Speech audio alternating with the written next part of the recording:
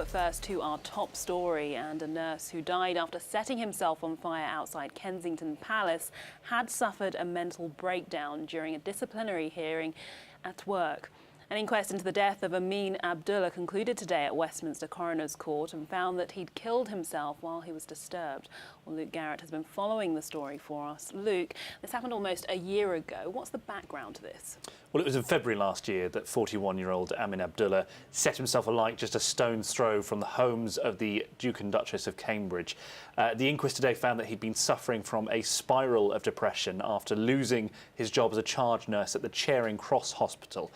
Details emerged in the three-day inquest that he was kept waiting for 93 days for a disciplinary hearing, all around his involvement in a patient complaint against a colleague. He wrote a letter to the colleague showing them how they could respond to the complaint and was embroiled in the issue, with a disciplinary process starting in September 2015.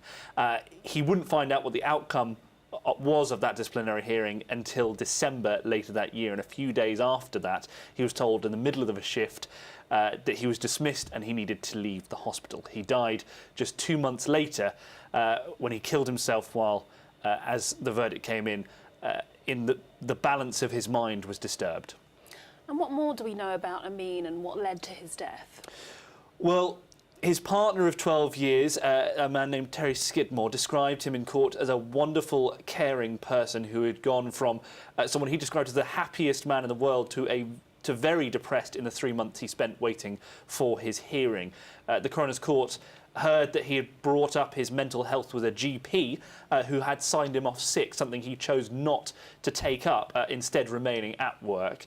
It also heard that at least 3 emails had been sent to his employers at the Imperial College NHS Trust about his health, including an email from the Royal College of Nursing who highlighted an unreasonable delay, in their words, in his disciplinary case. It's worth noting at this point that the head of nursing at the NHS Trust said they had apologised publicly and privately over the delay, and that it was down to a number of factors, including a workload of the investigating staff, the rollout of a new electronic system, and a general shortage of staff.